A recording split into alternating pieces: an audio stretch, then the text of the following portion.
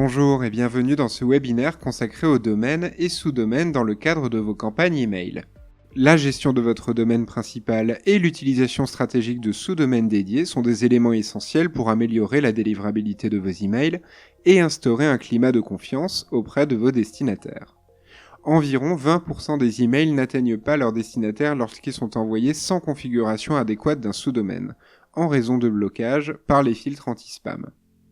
Jusqu'à 70% des emails peuvent être classés comme spam si l'authentification, SPF, DKIM, des marques, n'est pas correctement mise en place. Ceci est facilité par l'utilisation d'un sous-domaine dédié. On sait que près d'un destinataire sur deux juge la fiabilité d'un email en fonction du nom de domaine utilisé.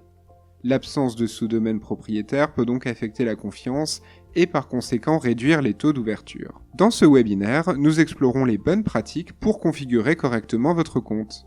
En maîtrisant ces aspects techniques, vous renforcerez la réputation de votre domaine tout en maximisant les chances que vos emails parviennent directement dans la boîte de réception de vos contacts. La création d'un sous-domaine d'envoi nécessite la capacité de publier de nouveaux enregistrements CNAME et TXT dans la zone DNS du domaine que vous souhaitez authentifier. Ces enregistrements permettent de lier le sous-domaine au service d'envoi utilisé et de prouver que vous êtes bien le propriétaire du domaine, ce qui aide à authentifier vos emails et à améliorer leur délivrabilité. Un CNAME est comme un panneau de redirection qui dirait « Allez là-bas ». En bref, il redirige un nom de site vers un autre. Le TXT, lui, ajoute des informations utiles pour vérifier un site ou sécuriser des emails. Il est important de noter que Sarbacane ne peut pas effectuer ces modifications pour vous. Si vous n'êtes pas à l'aise avec ces manipulations, nous vous conseillons de contacter votre service informatique ou votre webmaster. Ils sont probablement en relation avec votre hébergeur, comme OVH, Hostinger, GoDaddy, etc., et pourront effectuer les ajustements nécessaires. Accédez aux paramètres de l'application Sarbacane Campaigns, puis allez dans la section « Domaine ». Cliquez sur « Ajouter un nom de domaine ». Cas numéro 1. Si vous disposez d'un nom de domaine. Bon à savoir, ce processus est appelé « configuration du domaine par délégation », car vous déléguez la gestion de ce sous-domaine à Sarbacane. Cependant, c'est à vous ou à votre équipe technique d'ajouter les enregistrements DNS nécessaires chez votre hébergeur. Dans le champ « Sous-domaine », entrez le sous-domaine que vous souhaitez utiliser pour vos envois. Par exemple, si votre domaine est votreentreprise.com, vous pouvez créer un sous-domaine comme newsletter.votreentreprise.com. Cliquez ensuite sur « Vérifier » pour vous assurer que ce sous-domaine est disponible. Vous devrez ensuite ajouter ou faire ajouter un enregistrement TXT chez votre hébergeur. Cet enregistrement à réaliser à la racine du domaine nous permet de vérifier que vous êtes bien le propriétaire du domaine. S'il n'est pas enregistré à la racine du domaine, l'action ne pourra pas être validée. Ajoutez les enregistrements DNS chez votre hébergeur. Pour le sous-domaine newsletter.votreentreprise.com, vous devez créer 2 enregistrements NS. Une fois la propagation terminée, vous pourrez finaliser l'enregistrement de votre sous-domaine dans l'application. Attention, le processus de propagation peut prendre entre 24 et 48 heures. Vous pouvez vérifier le statut sur la page dédiée, visible à l'écran. Une fois validé, il est possible de définir par défaut le domaine comme on le voit à l'écran actuellement.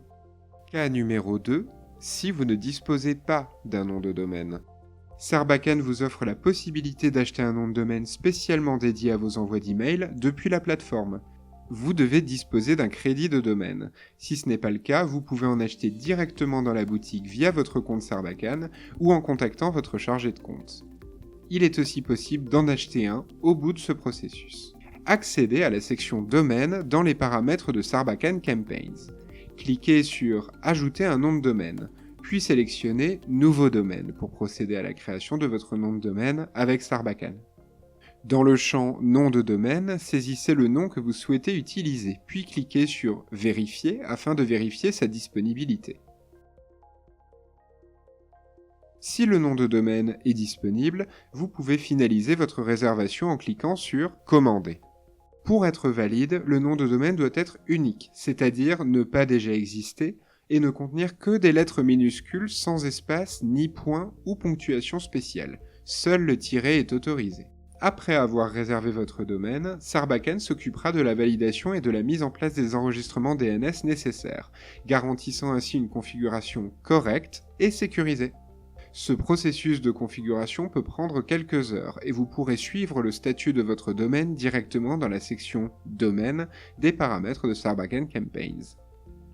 Attention, si vous envoyez des campagnes avant que la validation définitive de votre domaine d'envoi ne soit terminée, celles-ci seront envoyées via un nom de domaine non personnalisé, fourni par Sarbacane. Il est recommandé d'attendre environ une semaine avant de commencer à utiliser activement votre nom de domaine. Les filtres anti-spam des fournisseurs de messagerie ont tendance à être méfiants envers les domaines récemment créés.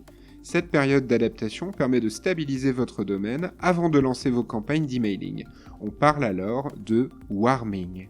Une fois votre sous-domaine enregistré, il faut penser à le sélectionner avant ou après avoir rédigé votre email.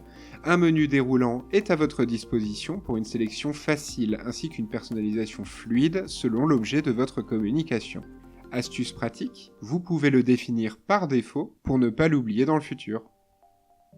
En cas d'oubli, un message gris apparaît en phase de test, c'est-à-dire juste avant la confirmation de l'envoi. Merci beaucoup d'avoir suivi ce webinaire, vous avez désormais toutes les clés pour exceller en matière de délivrabilité.